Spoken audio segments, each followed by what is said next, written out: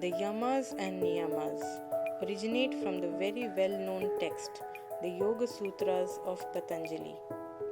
The Yoga Sutras are more like a guide or instruction manual on how to live in order to advance along a spiritual path towards enlightenment.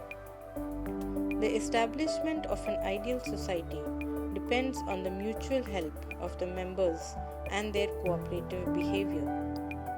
This cooperative behavior depends on the practice of the principles of yama and niyama. So, spiritual practices, especially the practice of yama and niyama, are the sound foundation of an ideal society. Morality is the foundation of sadhana or spiritual practice. It must, however, be remembered that morality or good conduct is not the culminating point of the spiritual march. Sadhana, in its very start, requires mental equilibrium. This sort of mental harmony may also be termed as morality. People often say, I follow neither a religion nor rituals. I abide by truth. I harm nobody and I tell no lies. This is all that is necessary. Nothing more need to be done or learnt. It should be clearly understood that morality is only an effort to lead a well-knit life. The morality of a moralist may disappear at any moment. It cannot be said with any certainty that the moralist who has resisted the temptation of a bribe of 2 rupees would also be able to resist the temptation of an offer of 200,000 rupees. Morality is an attribute of a good citizen, and it is the starting point on the path of sadhana. It cannot be said that the ultimate aim of human life is not to commit theft. What is desirable is that the tendency of committing theft should be eliminated. Not only indulge in falsehood is not the aim of life.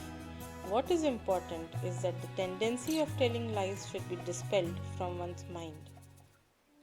The aim of such morality is attainment of such a state of oneness with Brahma, where no desire is left for theft and all tendencies of falsehood disappear. First lesson of human conduct is Yama Sadhana. Yama consists of 5 principles: Ahimsa, Satya, Asteya, Brahmacharya, and Aparigraha.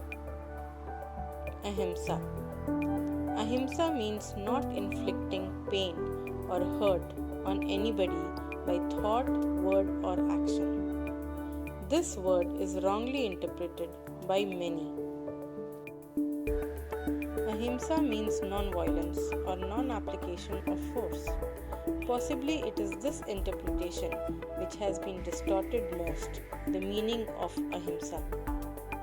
Some so-called learned persons in fact define the word ahimsa in such a manner that if one adheres to it strictly, it is impossible to live not only in a society but also in forests, hills and caves.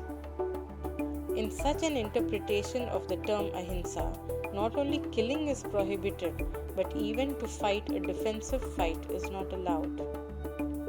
By tilling the land, one may cause the death of innumerable insects and creatures under the earth's surface. Therefore, the use of plough is not permissible. The followers of such an interpretation of ahimsa say that those who want to lead a religious life should not use the plough themselves, but employ other low-born people to do the same to save themselves from the sin of destroying life. Sugar must be poured into the abodes of the ants, no matter whether human beings have food or not. The poor must be spared their blood from their bodies to save insects, the born enemies of human beings. Even the process of respiration involves the death of numberless microbes. They are all living beings, and to save them, one will have to stop breathing. If ahimsa is so interpreted, where will such interpreters be able to stand? They will have to give up even filtered water, because the process of filtration of water means destroying the insects that cause impurity.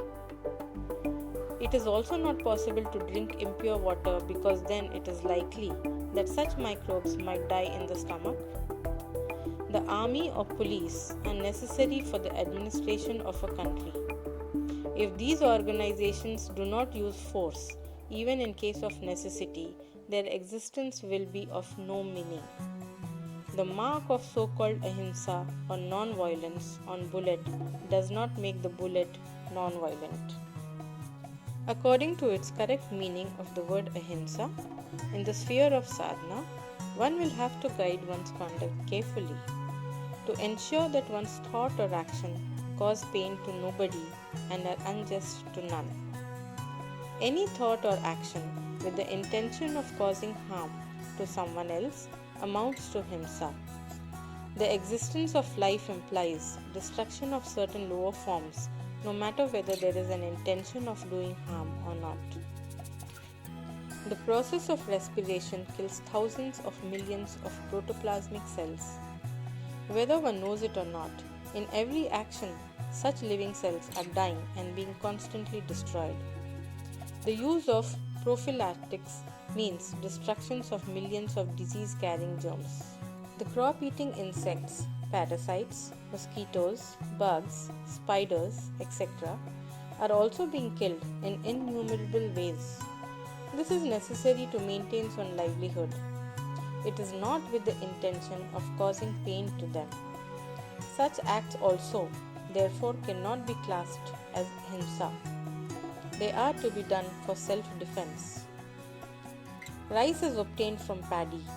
Is there no life in paddy? Paddy can sprout. It is also capable of reproduction. For the preservation of the physical body, you prepare rice by killing the paddy. Do you have any intention to harm anybody while preparing rice? It is thus seen that life depends on other forms of life for its very existence. There is no question of hinsa or ahimsa here. If this is conceived as himsa, living beings will have to subsist on bricks, sand, and stone. Even breathing will have to be stopped, or one will have to commit suicide. It is, however, very necessary to remember two things in respect of edibles. First, as far as possible, articles of food must be selected from among those items in which development of consciousness is comparatively little. If vegetables are available, animals should not be slaughtered. Secondly, under all circumstances, before killing any animal having developed or underdeveloped consciousness, it must be considered whether it is possible to live in a healthy body without taking such lives. The human body is constituted of innumerable living cells. These cells develop and grow with the help of similar living entities. The nature of your living cells will be formed in accordance with the type of food you take. Ultimately, all these together will affect your mind to some extent. If the cells of the human body grow on rotten and bad-smelling food or on the fresh flesh of animal in which mean tendency predominate, it is but natural that the mind will have a tendency of meanness. Let us now consider whether parents punishing a child amounts to hinsa or ahimsa. No, it is not hinsa, because there is no intention of causing harm or pain at all. The purpose of such punishment is not to make the child shed tears. The purpose of such an action is only correction. Whether it is a thief or a robber or a gentleman or a friend or anybody else, any action with a true spirit of rectification cannot be termed as hinsa. It must now be clear that in day-to-day life, it is not at all difficult to follow the path of true ahimsa. Taking meat as food is harmful in hot countries, especially where vegetables are available in abundance. However, under medical advice, as a diet after recovery from illness or as one of the constituents of medicine, eating meat cannot be called either himsa or greed, because the meat is eaten under those circumstances only to maintain life. In extreme cold countries, people eat animal flesh, wear animal skins, and burn animal fat under the pressure of necessity. Satya implies proper action of mind and the right use of words with the spirit of welfare. The practical side of Satya is dependent on relativity, but its finality lies in Parama Brahma, the supreme spiritual entity. That is why Brahma is often referred to as the essence of Satya. Even though the objective of a sadhaka is to achieve that ultimate entity, in the process, sadhakas will have to deal with the relativity of their surroundings. Humans are rational beings. They possess in varying degrees the capability to do what is necessary or good for humanity. In the realm of spirituality, such thought, word, or action has been defined as Satya. For example, a person rushes to you for shelter. If you do not know whether he is guilty or not, or perhaps you know for certain that he is not guilty, he is followed by a ruffian bent on torturing him. If this terrified man seeks refuge into your house and then the ruffian comes and asks you regarding his whereabouts, what should you do? By adhering to truth, you will inform the ruffian of his whereabouts. Then, if he is murdered, you will not be responsible for the murder. Your mistake may have resulted in the murder of an innocent person. By adhering to truth, you become indirectly guilty of this heinous crime. What would be your duty if you followed the correct interpretation of Satya? It would not be to reveal the whereabouts of the person, and rather to misguide the aggressor so that the refugee may return safely home. Suppose your mother is taking food. A letter is received about the death of your maternal grandfather. If mother inquires about the contents of the letter, what reply would you give? If you adhere to truth, you will reveal the news of her father's death, which will cause a great shock to her mind, and she would not be even able to take her food. It would be preferable in this case to state that all is well in their family. After your mother has had her food, a mention of her father's illness would prepare the ground for her to bear the news of the tragedy. In this way, even though something other than truth was uttered, the dignity of Satya has been maintained. Not to take possession of what belongs to others is asteya. It means non-stealing. Stealing may be of four types. Physical theft of any material object. Ordinarily, those persons who steal material objects are called thieves. But thieves are not only those persons who flee with stolen objects after committing armed robbery. Whatever is taken in possession by the use of brute physical force, of arms, or of strength, of intellect, whether it is money or goods, amounts to be theft, because behind such actions there is an intention of taking others' property deceitfully. However, acceptance of anything like money, crops, gold, etc., in exchange for money in a proper way is not theft. Psychic theft. Here you did not take material possession of anything, but you planned it in your mind. This is also called theft because you have mentally stolen. Only the fear of law or your adverse criticism prevented you from doing the action physically, depriving others of their due physically. Even if you do not take possession of what belongs to others, but you deprive others of what is their due, you become responsible for their loss. This is also stealing. You may have seen that many educated people travel by train without purchasing proper tickets. They do not directly steal money from the railways administration, but they deprive the railway administration of its due. Those who travel by train have obtained the facility from the railway administration. By purchasing tickets, they pay for the facility in full, and consequently, the railway administration cannot be held in high esteem for rendering a social service.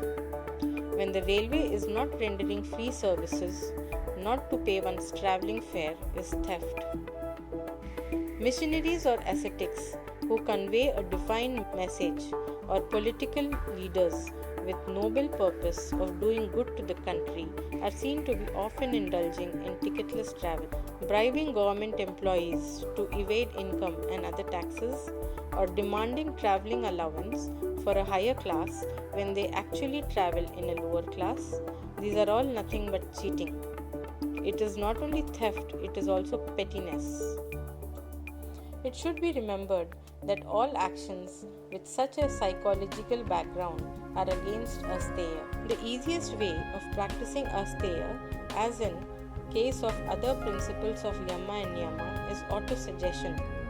If people, right from the childhood, remember these codes and remind themselves what is correct, they will not go astray when they grow up, even in the midst of temptations, and they will be able to maintain the high standard of thought and character. The correct meaning of brahmacharya is to remain attached to Brahma. Whenever people do some work or think of doing any work extroversially, they look upon that object with which they come in contact as a crude finite entity. Because of their constant aspirations for material achievement, their mind is so engrossed in material objects that their very consciousness becomes crude. The meaning of practicing brahmacharya sadhana is to treat the objects with which one comes in contact as different expressions of Brahma and not as crude forms. By means of such an ideation, even though the mind wanders from one object to another, it does not get detached from Brahma because of the cosmic feeling taken for each and every object. As a result of this, Preya sadhana or extroversial approach is converted into Shreya sadhana or introversial approach, and Kama into Prema. Preya means attraction towards crude material objects, while Shreya means attraction towards the ultimate reality. Kama means desire for finite objects, and Prema means the desire for infinite. Many misinterpret brahmacharya to mean preservation of semen. It should be remembered that neither the word Brahma nor the word Charya has got any relevance to the word semen. It is certainly true that if the correct meaning of the word brahmacharya is accepted, that is, to feel the cosmic entity in every material object, control in life becomes essential. But such control does not imply disobeying the laws of nature. Control means to abide by nature's laws. Prevention of discharge of semen by some special measures or prevention of its surplus formation by fasting is ordinarily termed as so-called brahmacharya. People who by different suppressive methods seek to prevent the discharge of semen create a bad reaction on their body and mind. Their bodies become rough and lack in luster. A suppression of the sexual desire results in other desires, especially anger, taking a more terrible form. When society was dominated by the intelligentsia, the so-called monks, who had taken to complete exploitation, realized that the people will have to be kept maimed and helpless. Fear and inferiority complex will have to be infused in people to exploit them. If, therefore, the loss of semen was anyhow declared as anti-religious, they would be able to gain their end without difficulty. Ordinary worldly people began to think that they, by leading a married life, had committed a serious wrong, a heinous sin. They had indulged in activities against brahmacharya. The monks observed celibacy and were therefore far superior. The so-called recluses took advantage of this situation and have without any difficulty been exploiting the society. Marriage is a natural function like bath, food, sleep, etc. Therefore, there is nothing to be condemned in it, nor does it go against dharma. When a great man or an elevated sadhaka is not prohibited from taking food, etc., there is no reason why he or she should be debarred from marriage. But proper control is no doubtly greatly needed, not only over food and sleep, but in every walk of life. The lack of such control causes diseases. Food is essential for life, but absence of control over eating causes indigestion. A bath is refreshing, but in the absence of control over bath, that is long continued bath, would make one catch cold. Similarly, marriage has its function, but the absence of restraint in married life would cause various diseases in body and mind. Marriage is slightly different from other natural functions in life, such as eating, sleeping, etc. Marriage is not so essential for life as food and sleep. The need for marriage differs with individual. That is why, in the opinion of Anand Marga, every individual has complete freedom in matters of marriage. For example, marriage of those persons who suffer from some physical or mental diseases, or who are not financially well off, or whose present circumstances are not favorable for marriage, that is, where marriage can cause unhappiness, is not desirable. Those who are constantly engaged in the fulfillment of an ideal, or those who have to spend the great part of their day in earning their livelihood or some mental occupations, should not marry, because they will not find it possible to fulfill their family commitments properly. The marriages of such people are harmful to the society in many cases. Although marriage is not desirable for those who are suffering from some diseases or whose circumstances are not favorable to get married, there remains a possibility of their indulging in vices stealthily if they are not married. To avoid this, they should work for the attainment of some high ideals or to do rigorous spiritual practices.